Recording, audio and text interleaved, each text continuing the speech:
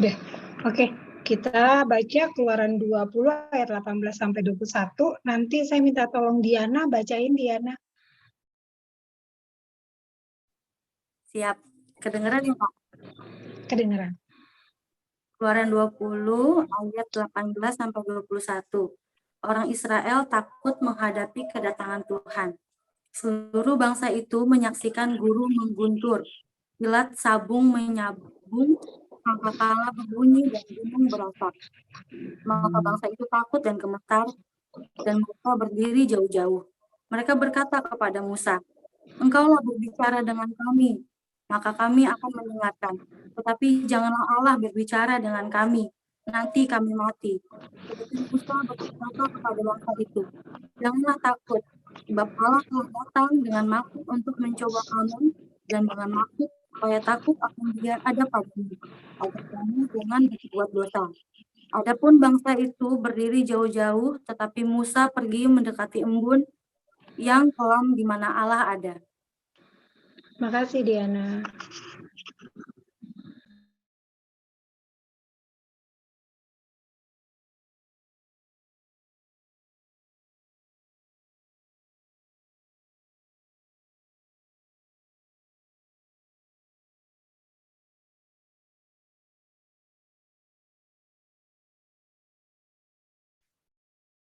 Puji Tuhan, selamat malam.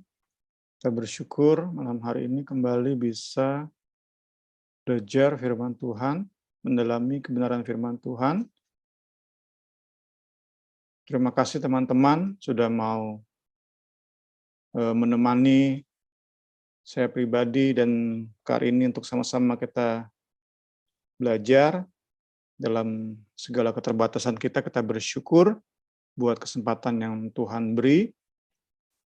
Terus diingatkan untuk menggunakan juga fasilitas chat dalam berbagi perenungan, dalam bertanya, supaya kita bisa lebih komunikatif ya, dua arah, bisa lebih lagi saling melengkapi, puji Tuhan. Kita akan bahas satu bab saja, kemudian kalau bisa sih kita bisa sama-sama berdiskusi dengan pertanyaan reflektif ya, untuk menyimpulkan 10 hukum Allah yang sudah kita mulai dari, seingat saya sih, 31 ya. Atau awal Maret ya. Awal Maret kita sudah mulai 10 hukum Tuhan tuh. Di 24 Februari itu pendahuluannya. Nah, minggu depannya tuh mulai detail setiap hukum. Seingat saya seperti itu ya. Dan malam hari ini merupakan kesimpulan dari pembelajaran kita yang dimulai dari 24 Februari.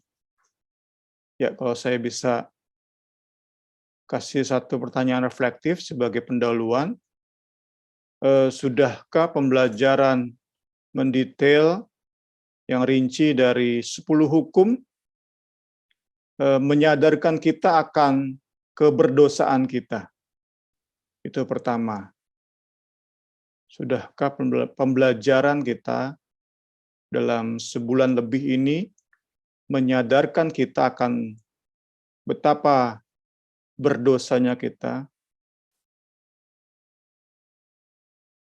betapa melekatnya dosa dengan keberadaan kita.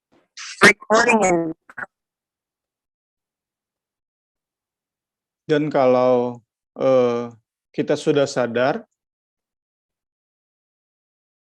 perintah mana yang merupakan dalam tanda kutip itu menunjuk kepada dosa favorit kita. Dengan kata lain, perintah mana yang paling sering kita langgar. Itu dua pertanyaan dari saya yang bisa menjadi pendahuluan, sehingga dalam saya menjelaskan bab 59 ini, kita bisa mempersiapkan jawaban kita masing-masing, sehingga selesai saya menjelaskan, nanti kita bisa diskusi, Karini bisa pimpin diskusi, untuk sama-sama kita reflektif ya. Sehingga tujuan dari buku ini yang kita yakini didasarkan oleh kebenaran Alkitabiah, sungguh-sungguh berdampak dalam hidup kita ya. Kan percuma ya kita sudah belajar mendalami sedemikian detail hukum Tuhan, tapi kita masih merasa diri benar, masih merasa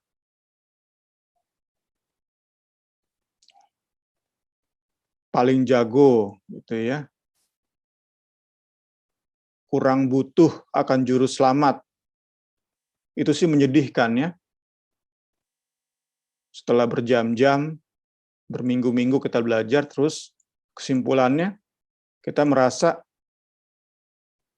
pada dasarnya diri gue baik sih, pada dasarnya orang tua gue berhasil sih didik gue, ya itu gagal. Tujuan dari buku ini gagal tuh. Karena itu sekali lagi ya, rindunya dengan pertanyaan reflektif tadi, kita benar-benar sampai kepada tujuan dari buku ini. Kita benar-benar menyadari keberdosaan kita yang membuat kita sungguh-sungguh menghargai karya Kristus, lebih lagi mencintai Kristus, lebih lagi menyerahkan, bergantung kepadanya, lebih lagi niat ya dalam menjalin hubungan yang semakin benar di hadapan atau dengan Dia. Itu tujuan dari buku ini. Tanpa kita sampai ke poin itu, punya relasi yang intim dengan Kristus, ya selesailah kita ya. Ya percumalah kita belajar detail dari hukum demi hukum. Puji Tuhan, puji Tuhan. Kita mulai pembahasan bab ini, diberi judul penutup atau akhir dari 10 perintah Allah. Di ayat 18, kita lihat kembali deskripsi dari fenomena alam yang sudah dituliskan di Keluaran 19 ayat 16. Ada guruh, kilat, awan padat, bunyi sangkakala. Itu di Keluaran 19 ayat 16. Dan diulang di ayat yang baru saja kita baca. Sebuah fenomena alam yang tentu tidak alamiah. Karena di fenomena ini ada intervensi Allah. Ya. Kemudian kita lihat mengapa diulang. Pertama, karena fenomena tersebut terus terjadi, continued, selama pemberian 10 hukum. Kedua, itu sebagai pengantar dalam menjelaskan reaksi bangsa Israel.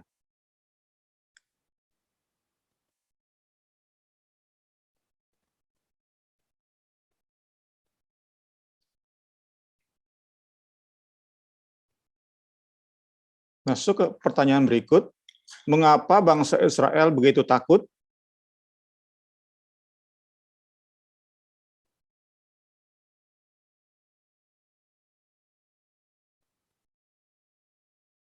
Pertama, mereka takut karena memang hukum itu sendiri menakutkan.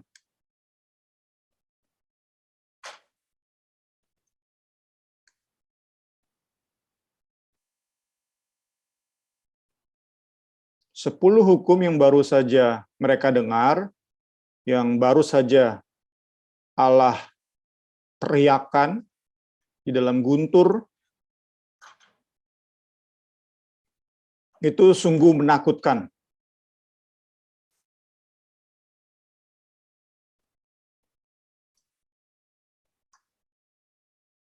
Mereka tentu belum tuntas ya memahami.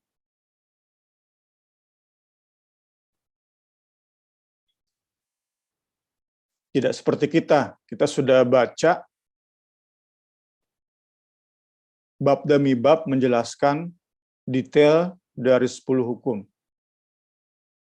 Saat itu bangsa Israel hanya mendengar kalimat demi kalimat. Berbeda dengan kita ya. Kalau kita sudah bab demi bab. Tetapi satu hal, mereka mengerti bahwa 10 hukum itu mengandung tuntutan, ya, mengandung tuntutan Allah. Ya ini ya. Allah lewat 10 hukum menuntut penyembahan, waktu, relasi, harta, tubuh, perkataan, bahkan keinginan hasrat mereka. Itu Tuhan minta, Tuhan klaim. Itu bukan milik kamu, bukan milik keluargamu, bukan milik sesamamu, itu milik aku. Itu Allah Israel sampaikan lewat 10 hukum. Itu mereka sadari. Sehingga mereka takut. Mengapa takut? Tentu karena mereka sadar belum bisa untuk memberikan seluruh hidup mereka kepada Allah yang meminta itu, mengklaim itu. Mereka sadar tidak mungkin menaati 10 hukum Allah tiap hari, tiap saat. Mereka sadar itu, sehingga mereka takut. Karena sekali lagi hukum itu memang menakutkan. The law itself. Nah, kedua, mereka takut, bangsa Israel takut dan gemetar, juga karena ancaman hukuman Tuhan. Ya.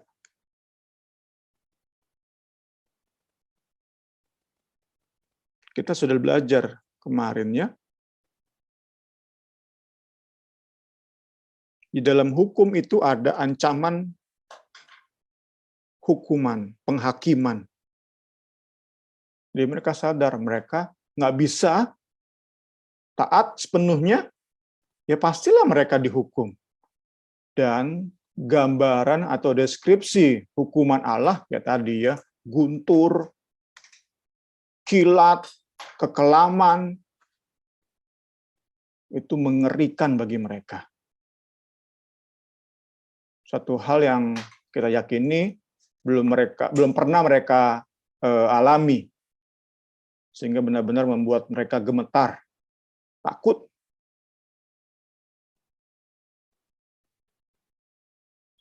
Ya mungkin inilah main reason atau alasan utama kenapa mereka takut. Mereka takut akan ancaman penghakiman Tuhan.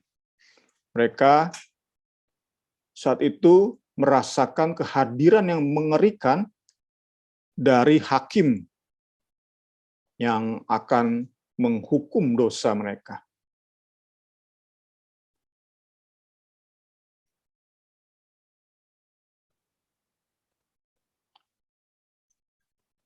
Ya, di Gunung Sinai mereka dibawa kepada kesadaran tentang betapa besarnya tuntutan hukum Allah dan betapa ngerinya ancaman hukuman terhadap setiap pelanggar dari hukum Allah tersebut. Jadi ada tuntutan dan ada ancaman hukuman. Satu, tuntutan. Dua, ancaman hukuman atau penghakiman. Sehingga tidak heran, di Gunung Sinai tidak ada yang namanya musik indah, atau paduan suara malaikat, itu nggak ada di Gunung Sinai. Yang ada adalah suara yang mengerikan.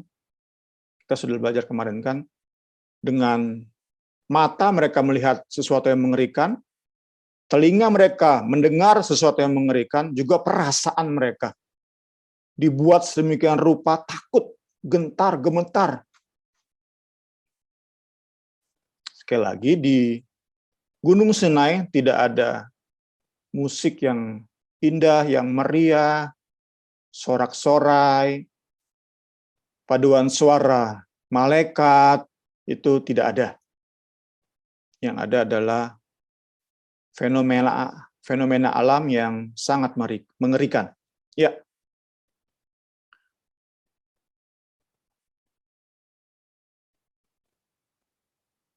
Kita mau bandingkan dengan gunung lain di mana ada nyanyian, ada musik, ada sorak-sorai. Kita sudah pernah bahas saat kita membahas Keluaran 19.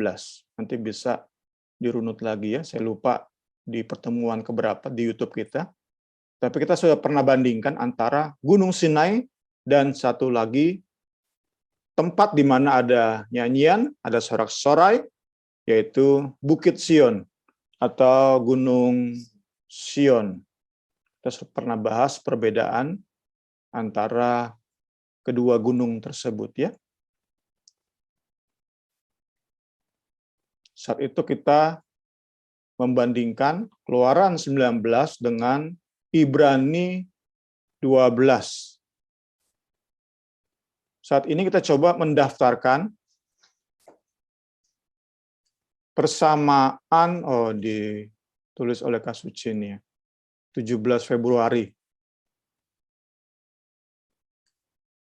Sekarang kita coba mendaftarkan persamaan antara Gunung Sinai dan Bukit Sion. Kita 17 Februari sudah membandingkan kedua gunung ini. Sekarang kita sudah membandingkan perbedaannya. Sekarang kita lihat persamaan dari Gunung Sinai dan Bukit Sion. Kembali membandingkan Ibrani 12, ini Bukit Sion, dengan malam hari ini Keluaran 20, ayat-ayat yang baru kita baca tadi. Ya. Persamaan antara Gunung Sinai dan Bukit Sion, pertama adalah keduanya menuntut ketaatan total, penyerahan diri seutuhnya, sepenuhnya. Keluaran 20, ayat 20, saya bacakan dalam versi terjemahan sederhana Indonesia. Jawab Musa kepada mereka, "Jangan takut, sebab Tuhan datang untuk menguji kamu masing-masing, supaya kamu takut dan hormat kepada Dia, sehingga kamu terhindar dari dosa." Kita bandingkan dengan Ibrani 12.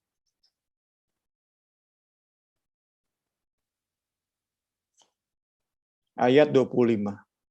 Jagalah supaya kamu jangan menolak Dia yang berfirman. Sebab jikalau mereka yang menolak Dia yang menyampaikan firman Allah di bumi, ini bicara tentang Gunung Sinai, tidak luput, apalagi kita, jika kita berpaling dari Dia yang berbicara dari surga. Kembali, kita lihat bahwa di gunung atau Bukit Sion pun Allah menuntut seluruh hidup kita. Jadi sama ya, teman-teman. Sama. Meskipun kita sudah lihat perbedaannya kemarin, di Gunung Sinai serba menyeramkan, di Bukit Sion itu indah, City of God. Kota Allah, indah banget. Indah sekali.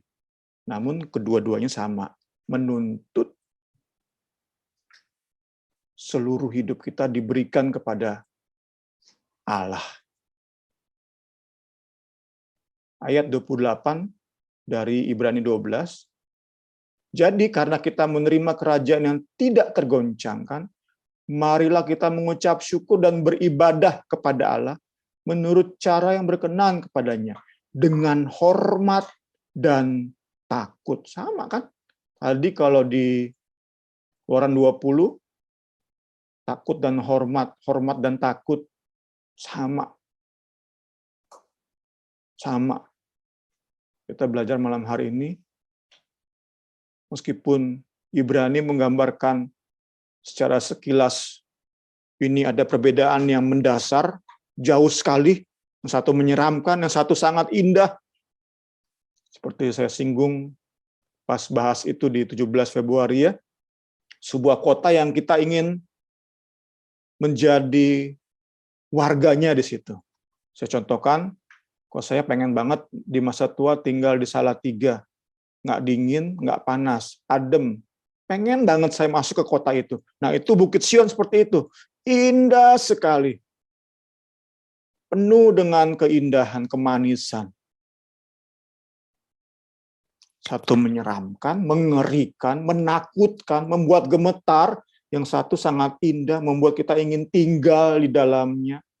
Tapi dua-duanya sama, menuntut seluruh hidup kita. Ketaatan total.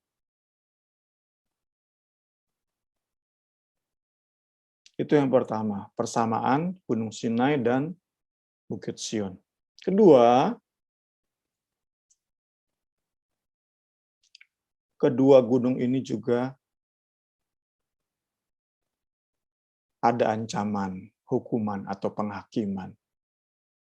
Kita pengennya sih saat bicara tentang kota Allah, Bukit Sion, nggak ada penghakiman. Oh enggak, ternyata. Menurut Ibrani, ada ya. Ada ternyata.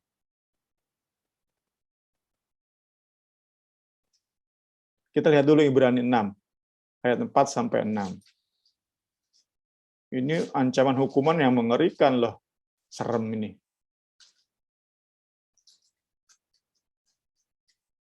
Sebab mereka yang pernah diterangi hatinya, pernah mengecap karunia surgawi, pernah mendapat bagian dalam Roh Kudus, mengecap firman yang baik dari Allah, dan karunia-karunia dunia yang akan datang, namun murtad lagi, tidak mungkin dibaharui sekali lagi sedemikian hingga mereka bertobat. Sebab mereka menyalibkan lagi anak Allah bagi diri mereka dan menghina Kristus di muka umum. Ya, ada ancaman yang mengerikan ternyata ya di Bukit Sion, di kota Allah. Itu pun mengandung ancaman penghakiman.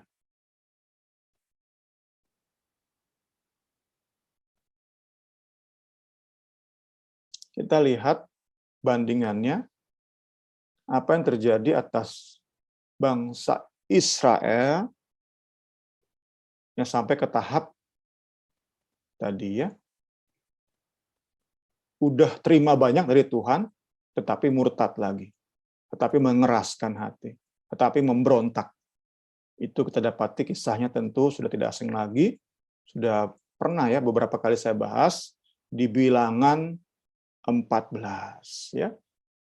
Kita lihat Bilangan 14. Di situ kita lihat betapa mengerikan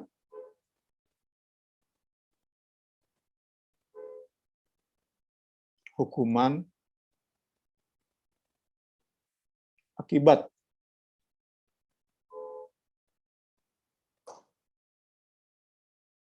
meremehkan, merendahkan peristiwa di Gunung Sinai. Latar belakangnya, 12 pengintai kembali dari pengintaian mereka terhadap tanah Kanaan. Yosua dan Kaleb datang dengan laporan yang memberi semangat. 10 orang lainnya datang dengan berita yang menghancurkan semangat bangsa Israel. Ayat 1 dari Bilangan 14, segenap umat itu mengeluarkan suara nyaring. Bangsa itu menangis pada malam itu. Sepanjang malam mereka menangis, sudah kayak doa semalamannya. Ayat 2, bersungut-sungutlah semua orang Israel. Berkata, sekiranya kami mati di tanah Mesir atau di padang gurun ini. Mengapa Tuhan harus bawa kami ke sini? Ayat 4, baiklah kita mengangkat seorang pemimpin, gantiin Musa. Lalu mari kita pulang ke Mesir. Ayat 5, Musa Harun sujud, memohon sampai sujud di hadapan bangsa ini. Kemudian Yosua dan Kaleb mengoyakkan pakaiannya.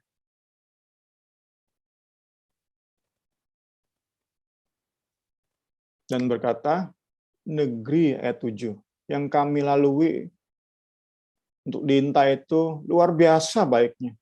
Jika Tuhan berkenan kepada kita, maka Ia akan membawa kita masuk ke negeri itu dan akan memberikannya kepada kita, suatu negeri yang berlimpah-limpah susu dan madunya. Hanya janganlah memberontak kepada Tuhan. Dan janganlah takut kepada bangsa negeri itu.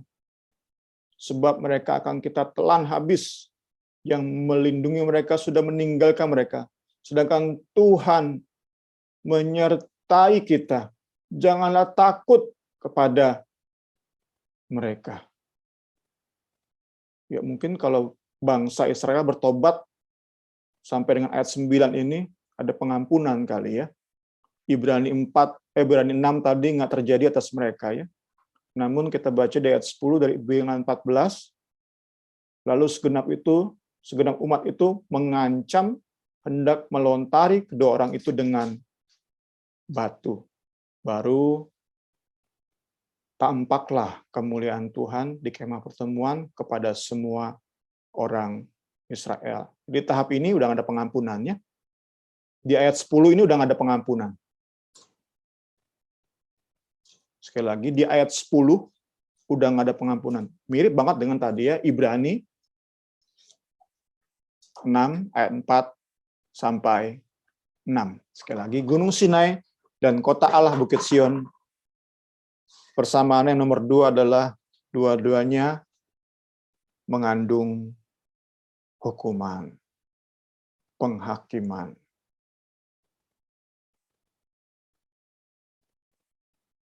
Ketiga, persamaannya, di kedua gunung Allah menyediakan pengantara atau mediator. Di Gunung Sinai tentu Musa sebagai mediator. Di Gunung Sion, Bukit Sion, kota Allah, Yesus Kristus pengantara bagi kita. Puji Tuhan, puji Tuhan. Kita baca Keluaran 20 ayat 19 tadi. Bangsa Israel berkata kepada Musa, engkaulah yang berbicara dengan kami, maka kami akan mendengarkan. Tetapi janganlah Allah berbicara dengan kami, nanti kami mati. Kita bandingkan dengan Ibrani 12 ayat 24. Dan kepada Yesus, pengantara perjanjian baru, kepada darah pemercikan yang berbicara lebih kuat daripada darah Habel. Ya, di dua gunung ini Allah menyediakan pengantara. Puji Tuhan, puji Tuhan.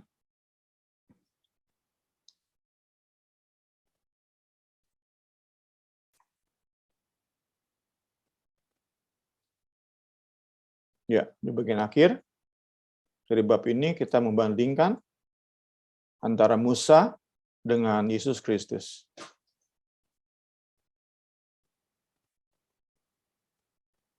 Dua-dua punya peran yang sama, Dua peran dari mediator atau pengantara adalah pertama,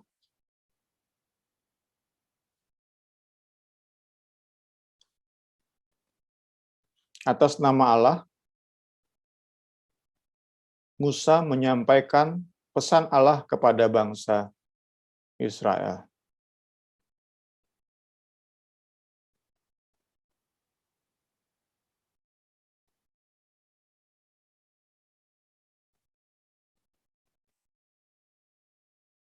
Tentu pengantara kita lebih luar biasa, lebih dahsyat. Allah yang kita sembah dalam nama Yesus Kristus mengirimkan anaknya yang tunggal untuk menjadi pengantara bagi kita. Tuhan Yesus yang kita sembah bukan hanya menyampaikan pesan Allah, tetapi Ia pun mengajari kita, mengingatkan kita, bahkan yang lebih luar biasa, rohnya ada dalam hidup kita, memampukan kita. Mengerti pesan Allah, memampukan kita melakukan firman Allah. Itu yang tidak bisa dilakukan oleh Musa. Musa tidak sampai kepada tahap membuat bangsa Israel bisa menaati hukum Allah. Dia hanya bisa menyampaikan.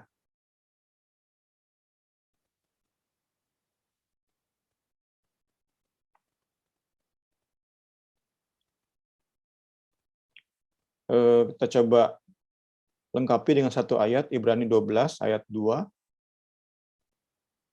Ayat yang tidak asing lagi. Marilah kita melakukannya dengan mata yang tertuju kepada Yesus, yang memimpin kita dalam iman dan yang membawa iman kita itu kepada kesempurnaan. Ya, Musa tidak bisa melakukan ini. Yesus Kristus yang mampu melakukannya. Membawa ketaatan kita kepada kesempurnaan. Iman, percaya kita kepada kesempurnaan.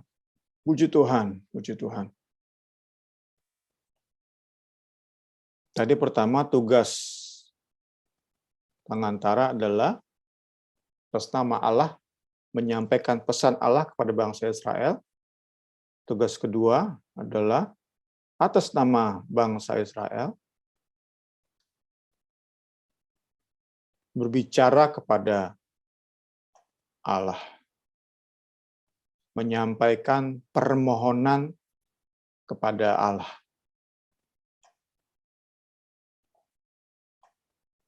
Ini yang Tuhan Yesus lakukan bagi kita. Kristus menjadi pengantara yang sempurna.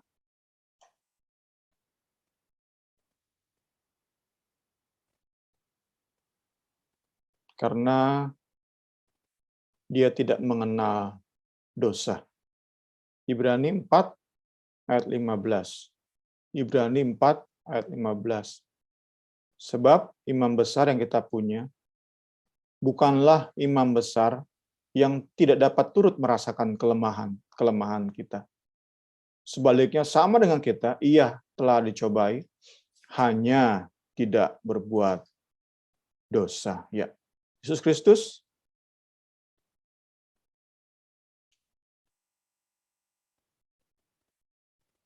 pengantara yang jauh lebih baik. Yesus Kristus pengantara yang sempurna. Kita bisa lengkapi dengan Ibrani 3 ayat 3, Ibrani 8 ayat 6, Ibrani 9 ayat 15. Yesus Kristus pengantara yang sempurna. Puji Tuhan. Puji Tuhan.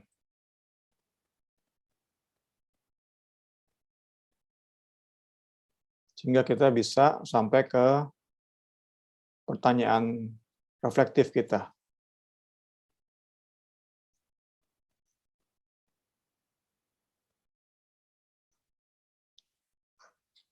Pada saat di Gunung Sinai, saat Allah menyatakan dirinya dengan fenomena alam yang mengerikan, itu membuat kita takut dan merasa butuh juru selamat, pengantara, atau kita biasa saja. Kita merasa cukup baik untuk bisa berhubungan dengan Allah secara langsung.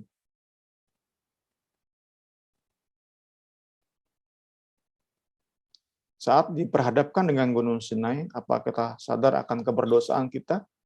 Atau kita merasa pada dasarnya gue baik kok? Itu tentu ujung dari pembahasan kita. Sehingga sungguh kita dapati malam hari ini kita benar-benar menghargai, lebih lagi mencintai, lebih lagi rindu punya hubungan yang spesial dengan Yesus, pengantara kita. Yang jauh lebih sempurna, lebih baik daripada Musa. Puji Tuhan, selamat malam. Silakan Ibu Rini untuk pimpin dalam diskusi.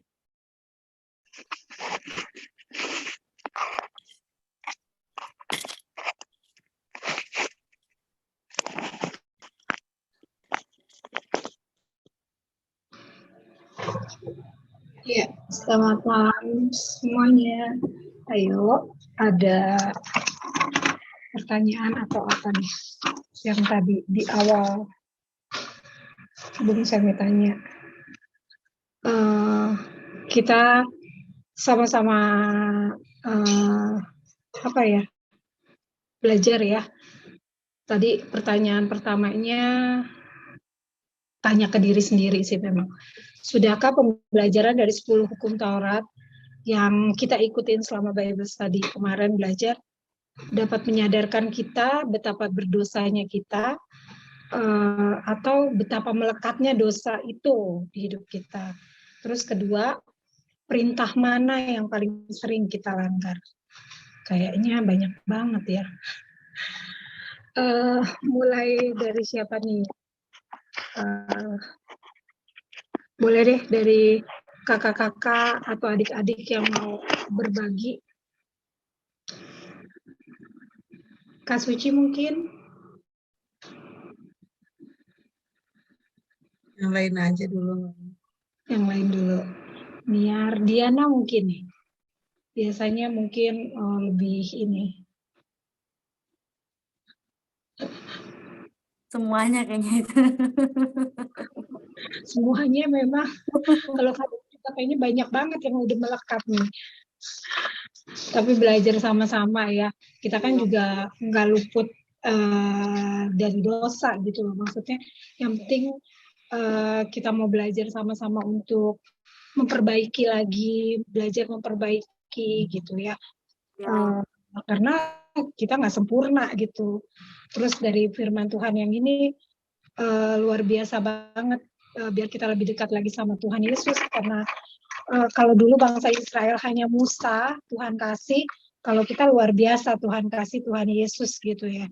Yang rohnya bisa tinggal dalam kita asal kitanya mau membuka diri gitu ya.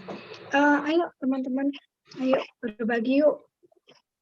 Elis mungkin, Bu Rora, Agnes, Kak Murni, Verlina, Kak Septa atau Kak Ros yang mungkin ada di sama Kak Septa Niar, boleh. Ayo, biar sama-sama, biar agak hot dikit kali ya.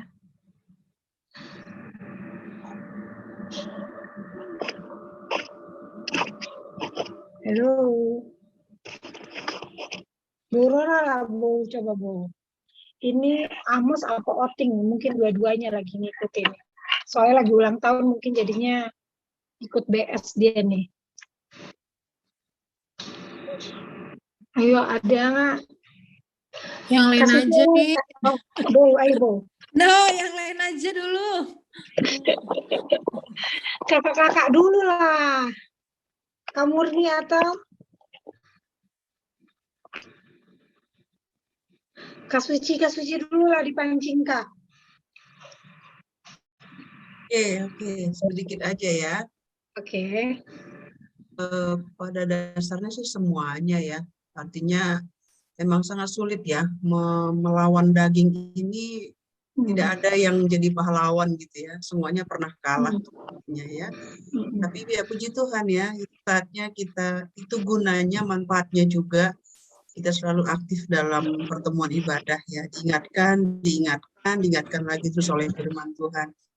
Itu kalau kita rasakan betapa sayangnya ya Tuhan sama kita gitu ya. Udah jatuh, tapi tetap dijangkau lagi oleh firman Tuhan. Ada kalanya kalau pernah saya cerita sama Mama Rini gitu ya, kok firman Tuhannya kok nyambung gitu ya, walaupun ibadahnya berbeda, pembawa firmannya berbeda, kok nyambung gitu ya, jadi saling berkaitan gitu ya. Jadi itu luar biasanya ya. Jadi sebetulnya kalau saya dari 10 firman itu karena sangat berkesan sesuai dengan situasi yang saya alami gitu ya, perintah jangan menyebut nama Tuhan Allahmu dengan sembarangan gitu ya. Jadi khususnya tentang doa orang sakit gitu ya. Jadi sekarang sangat-sangat takut gitu ya. Artinya jangan sampai hati saya tidak benar saat berdoa gitu. Itu sudah berdosa gitu ya. Jadi kita sebetulnya semakin banyak tahu firman gitu ya. Jadi semakin takut gitu ya. Jadi oh Tuhan jangan sampai saya berdosa.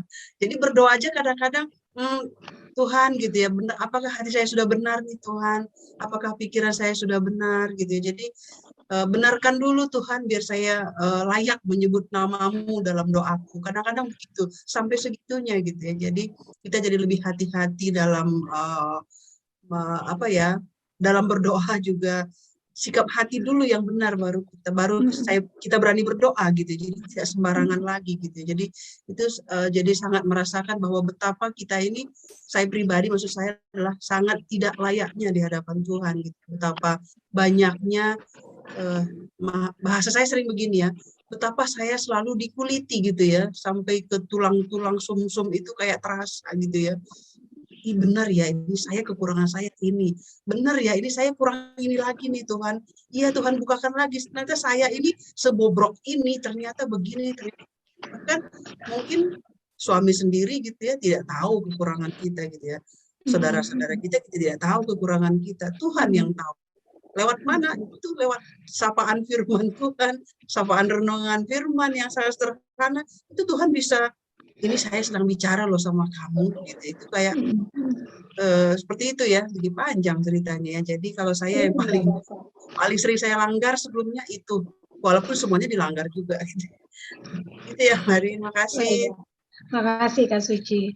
Benar ya, dari 10 hukum Taurat itu benar-benar nyadarin kita jadi lebih berhati-hati gitu loh. Kalau misalnya, kalau saya tuh lebih ke apa ya, sering kayak berasumsi gitu, sampai Bung Semi bilang jangan suka berasumsi yang nggak benar gitu loh, sampai kadang-kadang suka mikirin yang aneh-aneh. Tapi belajar lagi dengan firman Tuhan yang negur, yang saya baca, saya ini melalui BS ini banyak pelan-pelan, aduh Tuhan, saya mau bertumbuh gitu, ternyata benar gitu, yang nggak layak banget hidup nih. Kadang-kadang malah jadi kayak terintimidasi sendiri. Aduh, bener-bener nih ya gue begini, aduh dosa nggak ya, begini, begitu gitu loh. Jadi kadang-kadang malah suka dipakai iblis mungkin ya, tapi kita percaya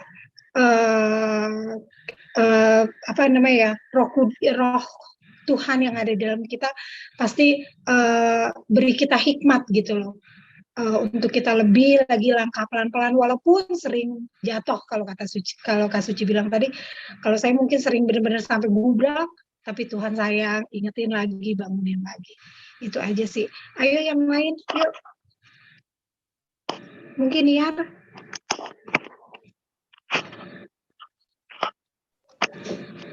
Iya, sama sih pastinya. Mungkin kalau saya sih kayak yang minggu lalu tuh pernah sharing tentang kayak langsung kepukul gitu sama yang misalnya jangan mengingini, itu kan udah sharing sama teman-teman. Tapi ya rata-rata pernah melanggar semua gitu loh, 10 perintah ini. Cuman apa ya, memang apa sih kayak memang orang tuh kita tuh butuh juru selamat gitu ya di saat kita tuh nggak bisa menyelamatkan diri sendiri gitu. Tapi menurut saya sih juga jangan apa putus asa gitu karena seperti yang di Yeskiel ya, kitab Yeskiel bilang Tuhan bilang aku akan mengubah hatimu, memberikan kamu hati yang baru, menjauhkan kamu dari hati yang keras gitu kan. Jadi asal kita tuh menurut saya sih asal kita tuh terus meminta pertolongan, bimbingan Tuhan, mau menyadari dosa kita, bahkan nyadarin dosa aja butuh Roh Kudus kadang ya yang terus menjamah itu. Ya itu pasti Tuhan tolong sih. Tapi itu ya apa ya memang manusia tuh lemah banget gitu. Jadi terus apa sih ya sama kayak Kak Suci bilang sih terus semangat mengejar apa yang benar di mata Tuhan, apa yang layak di mata Tuhan, belajar mengosongkan diri, belajar minta Tuhan terus jamah, terus ingetin karena kalau nggak gitu pasti nggak bisa gitu loh. Kayak gampang banget tersandung, iblis di mana-mana, pengen apa sih namanya? Bikin insecure, bikin hati kan, soal hati tuh aduh udah kayak bahaya banget gitu. Jadi ya Tuhan tolong semualah. Oke. Makasih Niar. Ya Karini. Yang lainnya Agnes.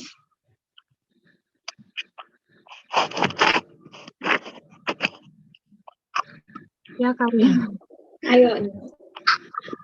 Sama sih Karin, kayaknya semuanya. Tapi kemarin tuh kan aku nggak ikut Bible study kan. Jadi aku dengerin rekaman ulangnya belakangan gitu. Betul aku dengerinnya di kamar gitu kan. Sama si Darno gitu, sebelahan dia lagi main handphone, terus kita dengerin Bible study gitu. Terus waktu ngomong hukum ke-9 dan ke-10 ya, yang apa? Jangan mengucapkan saksi dusta. Salah satunya bergosip, mendengarkan gosip gitu kan. Terus Darno bilang, Tumi denger tuh, kamu banget dia bilang gitu. Iya itu aku bilang gitu kan. Terapa mendengarkan gosip tuh termasuk dosa tadi kata Bung Sam. Iya berarti besok-besok kalau ada yang ngegosip kita kabur aja ya, aku bilang gitu. Kamu juga berarti nggak boleh dengerin gosip. Jadi kita berdua itu secara nggak sengaja itu ya kena dengan firman yang kemarin itu. Terus udah gitu yang ke-10 itu jangan mengingini milik sesamamu. Bung Semi bilang jangan sampai ngerasa nggak puas mau lebih. Terus si Darno juga bilang lagi, itu kamu juga tuh Mi kalau lagi ke mall lihat barang diskonan nggak puas juga, udah punya banyak masih belanja lagi. Iya jadi udah kena dari firman dari Bung Sam, diingatkan kembali sama suami saya tercinta di sebelah saya gitu kan sambil senggol-senggol gitu. Jadi ya bersyukur banget sih buat BS yang kemarin tuh. Kalau dosa favorit mungkin hampir semuanya, tapi mungkin yang paling mengena itu yang kemarin karena masih hangat-hangatnya, jadi yang ke-9 dan ke-10 gitu. Jadi yang ngingetin dua selain Bung Semi sama suami saya juga sebelah nyenggol-nyenggol terus. Tumi dengerin dia bilang gitu. Oke. Itu aja sih kalau hari ini. Oke, makasih Nas. Kalau hari ini memang juga sama sih. Hukum ke-9 sama ke-10 tuh, aduh sering banget kita langgar. Tapi ya percayalah Tuhan, tolong kita semua ya, supaya kita lebih udah ngerti firman nih, maksud kita udah denger, ternyata tuh luar biasa ya, emang lebih yang ke-10 ya Nas. Udah punya, pengen lagi, kadang-kadang sampai udah nggak kepake, itu berdosa ternyata. Yang lain, Bu Rora, Bu Murni, Elis, Verlina, ayo, Kaseta. Marin, saya ingat lagi nih satu nih. Marin, sebelum yang lain masih ada waktu ya? Boleh, masih berapa ini ya? Niar udah di Indonesia kan ya, Niar ya? Udah di Depok ya? Jatah bau pakai aja, Ci. Jatah bau pakai aja. Iya, jatah bau pakai aja, Ci. 2 menit ya, Bau. 2 menit jatah bau saya pakai deh. Tapi belum pernah saya ngomong sama Bau ini. Saya teringat tiba-tiba gini, di tanggal 17 itu di pendahuluan sebelum kita masuk ke 10 perintah ya, itu ngena banget buat saya pribadi ya. Bung saya bahasnya begini, poin ke-8 itu Allah pencipta dan pemberi kecukupan ya, pemilik segala sesuatu gitu ya. Terus yang saya tersentak kaget begini, kita itu berdosa kalau kita khawatir kita nggak punya duit gitu ya, khawatir nggak makan, khawatir nggak, pokoknya banyak khawatirnya tentang uang lah, tentang kebutuhan rumah tangga lah gitu. Itu berdosa kata Muslim. Saya kaget gitu loh. Saya banyak banget berdosanya ya, karena sering khawatir besok segala cicilan bisa nggak ya terpenuhi nih gitu ya. Nah itu berarti mengingatkan saya, artinya berarti kita nggak percaya dong dengan Allah sebagai pemberi kecukupan gitu ya. Jadi itu membuat saya jadi lebih apa ya, lebih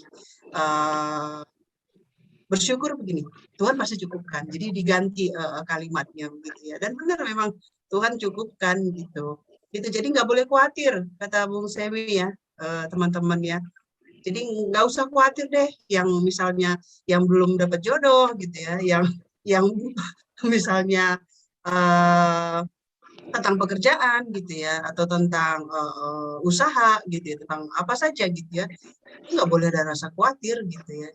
Karena saya pernah khawatir ya, Tuhan cukup nggak ya? Bulan depan cukup nggak ya? Gitu ya, seperti itu. Dan puji Tuhan, ya itu mengingatkan bahwa, oh ini nih, jawaban Tuhan ini nih, jangan khawatir, seperti itu. Oke, udah Bu, 5 menit saja, 2 menit saja. Ya, makasih Kak Suci. Memang ya, kita nggak lepas nih, kalau kita manusia nggak lepas dari kata khawatir. Pastinya ada aja yang kita khawatirin, apalagi emak-emak gitu.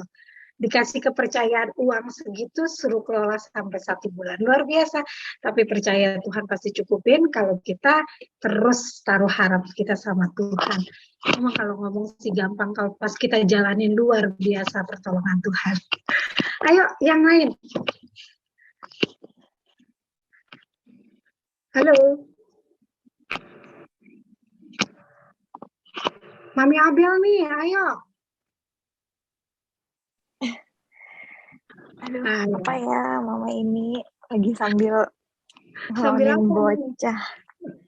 Ya udah, mungkin kalau dikasih omongan bocah tidurnya cepat, El. Coba Elis.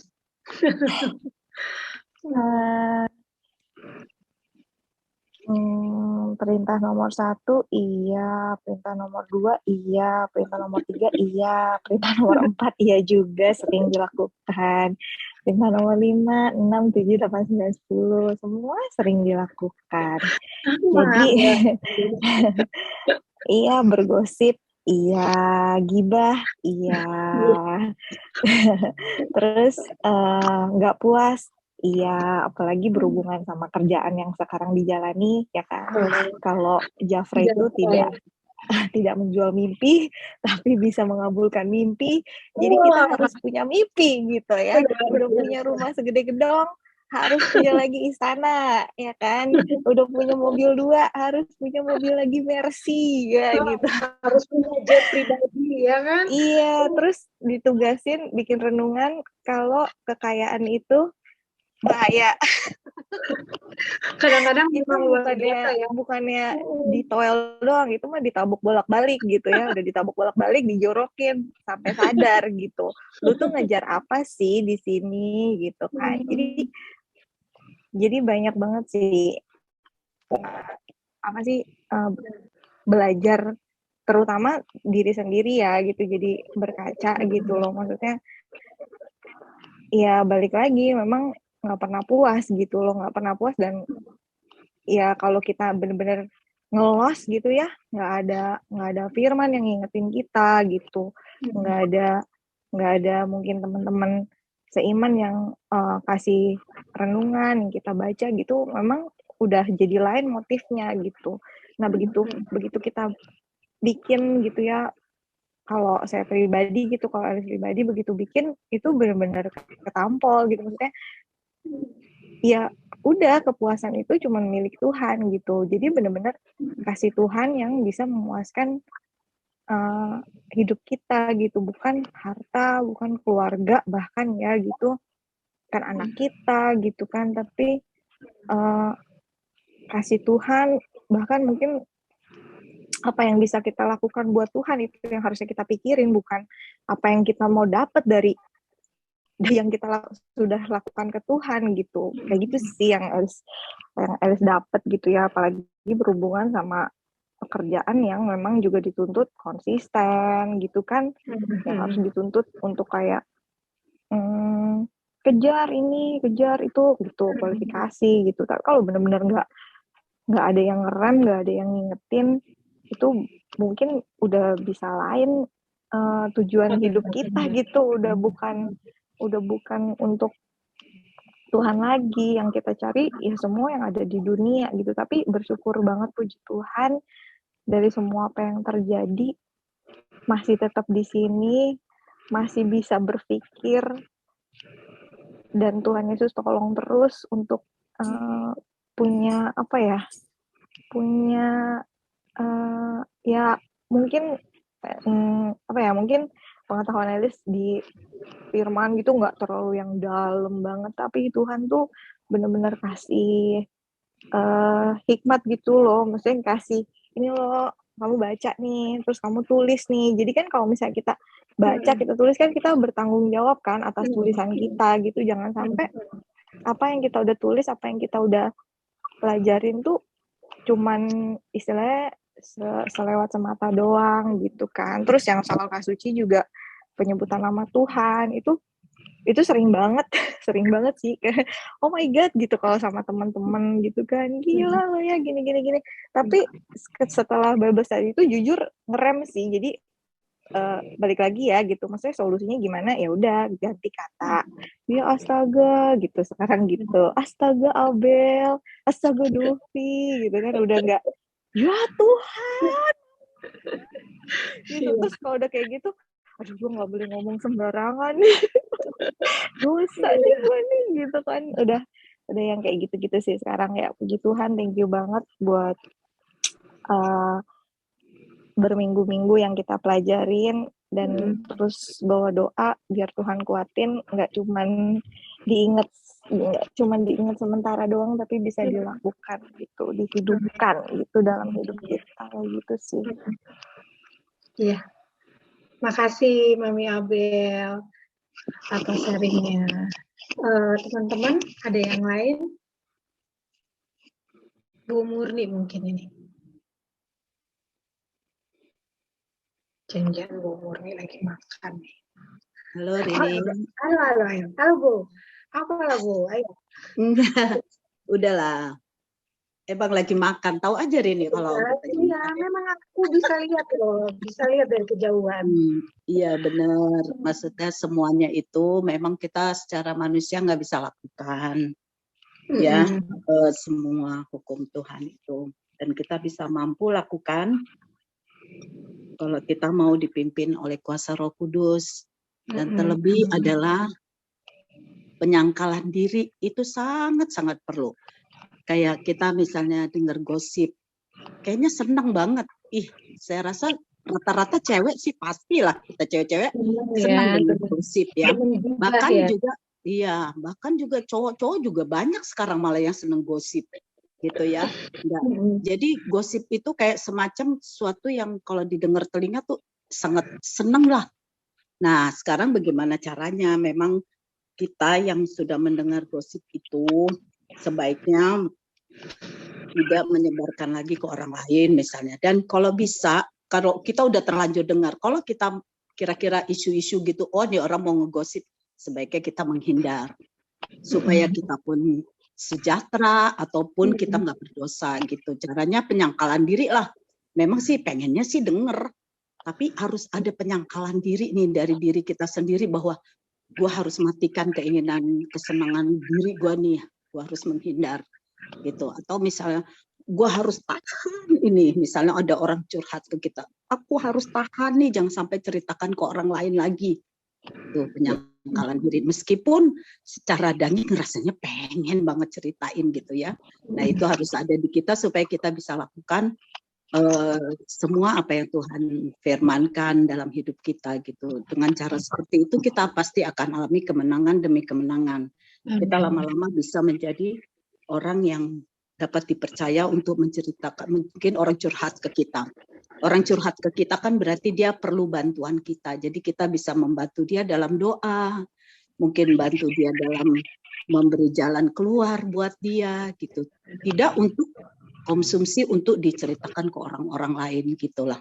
Itu harusnya ada di dalam diri kita semua gitu. Jadi itu yang saya ingin sampaikan banget gitu, supaya saya juga belum sempurna sama sekali, tapi saya berusaha supaya Tuhan tolong saya supaya saya tidak melakukan hal seperti itu gitu ya.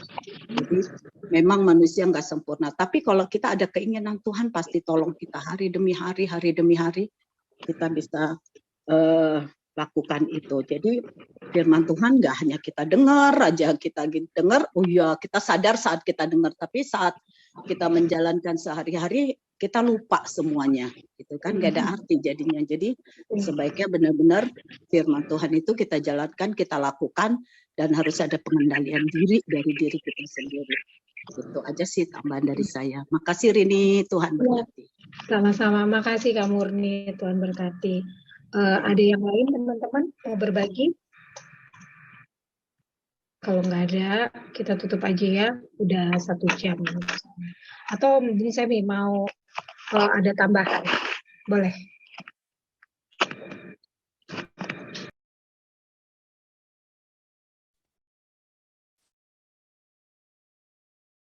Ya, kalau saya sih ya banyak pria punyai ya. Nomor berapa tuh? Nomor 7 ya. Berzinah ya. Ya, pergumulan seumur hidup ya. Bisa kita lengkapi dengan pembahasan kita ya. Dari YouTube di MYM Muriwali ya. Itu dia menjelaskan ada dosa-dosa yang kita bilang aja dosa besar, dosa kecil ya. Dosa-dosa yang memang ya seperti pendeta, kalau pendeta bisa ngomong, ya saya masih bergumul dengan perselingkuhan, ya nggak bisa ya, nggak bisa seperti itu. Misalnya setahun gagal nih saya selingkuh, 5 tahun bertobat, tahun ke-6 selingkuh lagi. Iya nggak mungkin gitu ya, nggak mungkin. Tapi di YouTube tersebut dijelaskan seperti dosa kesombongan, ya itu akan terus ada di hidup kita ya. Orang yang bisa bilang saya rendah hati, ya itulah titik di mana dia sombong. Seseorang bisa bilang, saya di antara jemaat paling rendah hati. Ya itulah titik dia sombong. Jadi mengharapkan pendeta tanpa kesombongan, ya tunggu pendeta tersebut mati ya. Pasti setiap pendeta bergumul dengan kesombongan. Kalau kembali ke tadi tentang berzinah, ya banyak pendeta yang bergumul, misalnya saat sedang browsing di medsos, ketemu gambar cewek cantik, seksi, tergodalah kita untuk ngeklik. Itu pergumulan seumur hidup bagi saya pribadi ya. Tetapi ya tentu kita nggak mungkin langsung pengen mengingini, memiliki, bahkan kemudian berselingkuh. Ya itu tentu langsung ada batasnya. Sekali lagi bisa jadi bahan perenungan tuh ya. Itu saya share ada di WA kita ya. Itu bagi saya sih memberi wawasan sehingga kita sadar sepenuhnya bahwa kita memang makhluk berdosa, tetapi saat lahir baru kita diberi kemampuan untuk berkata no terhadap dosa-dosa yang benar-benar memang vital, dosa-dosa yang fatal bahkan ya. Kalau pendeta kerjaannya berantem terus, ya gimana ya? Ya nggak mungkin juga. Pasti saat lahir baru kita diberi kuasa, dan kuasa tersebut akan terus bertumbuh seiring kita rajin bersekutu dengan Tuhan, dengan sesama dalam persekutuan gereja, rajin baca firman, berdoa, kita percaya kuasa yang Tuhan berikan itu terus bertumbuh gitu ya, sehingga memang absurd ya saat pendeta tapi melakukan dosa-dosa yang fatal kemudian masih merasa berhak jadi pendeta. Itu menurut bahasan di YouTube tersebut ya, itu hal yang absurd ya.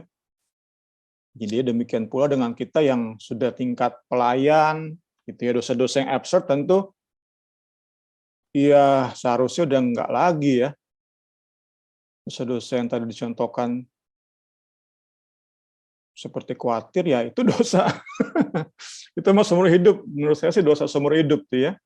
Cuma bagaimana khawatir tersebut tidak membuat kita overthinking, berlebihan memikirkan khawatir sehingga kita bawaannya kesel mulu sama istri atau sama suami, bawaannya kesel mulu, marah-marah mulu, ya itu udah bagi saya sudah masuk ke tahap yang fatal gitu ya, harus kita hindari.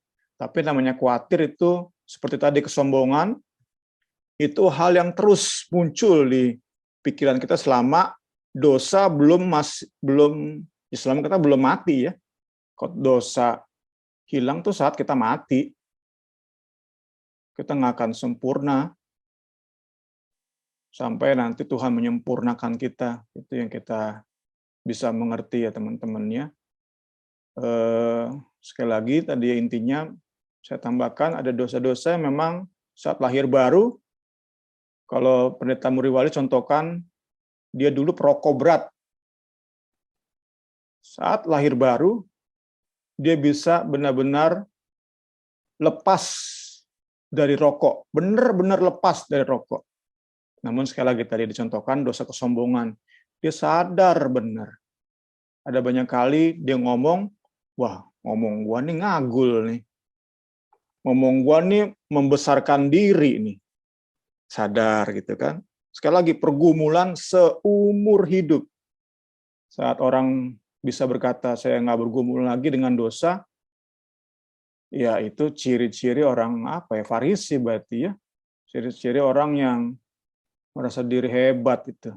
Kita semua bergumul dengan dosa, tapi tentu bukan dosa-dosa yang fatal, dosa-dosa yang sifatnya sungguh mempermalukan nama Tuhan, tapi dosa-dosa lebih cenderung ke hati pikiran kita itu kita bergumul sama-sama, saling menasehati, dengar firman termasuk pembelajaran firman malam hari ini, sama-sama kita belajar diingatkan kembali, sehingga kita makin hari makin dimampukan untuk lepas. Tidak bisa lepas sepenuhnya, tetapi kita bisa semakin menghindari khawatir tadi, kesombongan, kita bisa makin menghindari. Puji Tuhan, selamat malam, Tuhan Yesus berkati. Oke, kita tutup dalam doa. Nanti saya minta siapa ya? Mami Abel deh yang tutup dalam doa. Boleh ya Mami Abel? Oke, Mama ini. Teman-teman, kita berdoa bersama ya. Tuhan Yesus, terima kasih Tuhan untuk malam hari ini. Kalau Engkau sudah kumpulkan kami Tuhan semuanya dalam Bible study kami Tuhan, untuk beberapa orang pada malam hari ini Tuhan Yesus, kami sudah mendengar akan firman-Mu Tuhan Yesus, kami sudah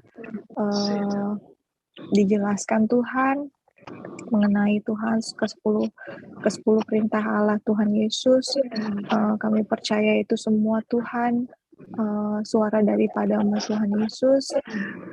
Kami mau Tuhan Yesus, hidup kami boleh Tuhan semakin hari semakin berkenan di hadapan-Mu Tuhan. Tuhan yang tilik hati kami Tuhan. Tuhan yang tahu Tuhan setiap kelemahan kami. Tuhan yang tahu Tuhan ketidakberdayaan kami Tuhan. Engkau yang mengetahui Tuhan semua hal-hal terkecil dalam kehidupan kami. Engkau yang tahu Tuhan. Engkau yang memahami Tuhan perasaan kami. Engkau yang memahami Tuhan. Mungkin seringkali kami menyakiti hati-Mu Tuhan. Kami sadar Tuhan. Biarlah Tuhan kami boleh Tuhan sadar diri Tuhan Yesus akan semua Tuhan dosa-dosa kami Tuhan Yesus. Tuhan yang ingatkan kami selalu Tuhan untuk menjadi orang-orang yang tahu bersyukur Tuhan. Kalau Engkau sudah menyelamatkan kami, kalau Engkau sudah mengampuni dosa kami Tuhan Yesus. Biarlah Tuhan apa yang sudah kami dengar, apa yang sudah kami pelajari Tuhan, itu boleh Tuhan benar-benar kami lakukan dalam kehidupan kami Tuhan.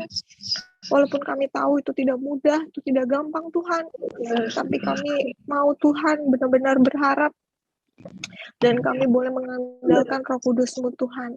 Tuhan yang kuatkan kami Tuhan, kuatkan kami Tuhan untuk menjalani hari-hari kami Tuhan Yesus, untuk menjalani kehidupan kami dalam pekerjaan kami, dalam keluarga kami, dalam pelayanan kami Tuhan Yesus. Biarlah Tuhan apa yang kami lakukan ini Tuhan Yesus boleh Tuhan jadi persembahan kami yang terbaik Tuhan di hadapan-Mu Tuhan Yesus, dan terlebih Tuhan boleh berkenan Tuhan, benar-benar Engkau berkenan Tuhan dalam kerajaan-Mu Tuhan Yesus. Terima kasih Tuhan untuk Bung Semi dan Karini yang sudah Tuhan memimpin kami dalam Bible study Tuhan. Kau pakai kakak rohani kami ini Tuhan untuk lebih lagi Tuhan dalam melayani-Mu lagi Tuhan, menjadi teladan bagi kami, menjadi contoh bagi kami Tuhan Yesus. Biarlah Tuhan hidupnya Engkau pakai lebih lagi untuk menjadi berkat Tuhan bagi keluarga, bagi jemaat-Mu Tuhan di tempat ini Tuhan. Terima kasih Tuhan Yesus yang baik. Kasih-Mu Tuhan selalu ada dalam kehidupan kami, dan kasih-Mu yang memuaskan setiap kehidupan kami Tuhan, bukan hal-hal yang ada di dunia ini Tuhan. Terima kasih, kami mau beristirahat Tuhan Yesus. Engkau yang pimpin hidup kami, Engkau yang sertai kami selalu Tuhan Yesus. Terima kasih. Kami peralaskan doa kami ini Tuhan hanya di dalam nama-Mu saja, di dalam nama Tuhan Yesus Juru Selamat kami yang hidup. Haleluya, amin. Amin. Terima kasih Mami Abel.